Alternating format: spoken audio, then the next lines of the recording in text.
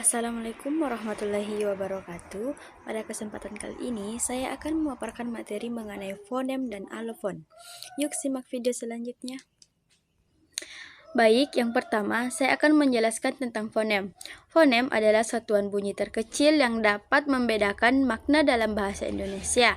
Artinya, jika satu bunyi berubah, maka arti katanya juga berubah. Fonem bersifat abstrak dan dalam penulisan dilambangkan dengan tanda garis miring. Contohnya pada kata paku dan baku. Perbedaannya hanya pada bunyi P dan B, tetapi maknanya berbeda.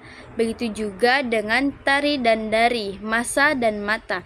Karena perubahan satu bunyi menyebabkan perubahan arti, maka bunyi tersebut disebut fonem.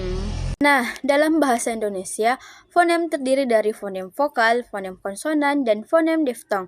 Yang pertama, ada fonem vokal, yang dimana fonem vokal adalah bunyi yang dihasilkan tanpa hambatan udara di rongga mulut. Dalam bahasa Indonesia, fonem memiliki 5 fonem vokal, yaitu A, I, U, E, dan O. Contohnya, pada kata mata, terlihat ada vokal A, dan kata kita terlihat pada huruf I, dan begitu seterusnya. Nah, yang kedua ada fonem konsonan. Fonem konsonan adalah bunyi yang dihasilkan dengan adanya hambatan aliran udara. Contoh fonem konsonan bahasa Indonesia adalah huruf P, B, T, D, K, dan lain-lainnya. Contohnya, paku ada fonem P, dan makan ada fonem M, dan rumah ada fonem R. Dan yang ketiga ada fonem diftong. Fonem diftong adalah gabungan dua vokal yang diucapkan dalam satu kesatuan bunyi. Dalam bahasa Indonesia terdapat 3 diftong utama, seperti AI pada kata pantai, dan AU pada kata pulau, dan OI pada kata amboy. Diftong diucapkan dalam satu tarikan suara. Semua fonem ini berfungsi membedakan makna kata. Nah, selanjutnya ada alofon. Alofon adalah variasi bunyi dari suatu fonem yang tidak membedakan makna.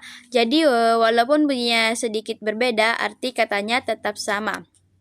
Jika fonem bersifat abstrak, maka alofon bersifat konkret, karena merupakan bunyi yang benar-benar kita ucapkan. Alofon muncul karena posisi dalam kata dan pengaruh lingkungan bunyi.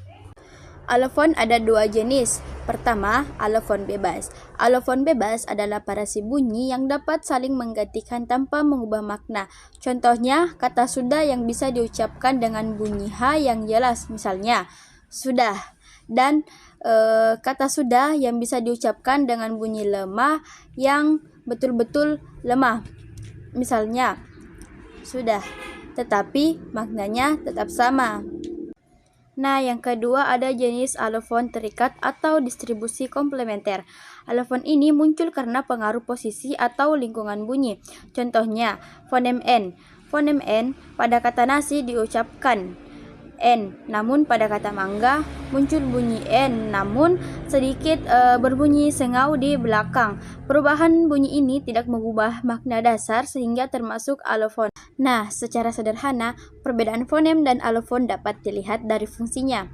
Yang pertama, fonem membedakan makna dan dapat dibuktikan melalui pasangan minimal.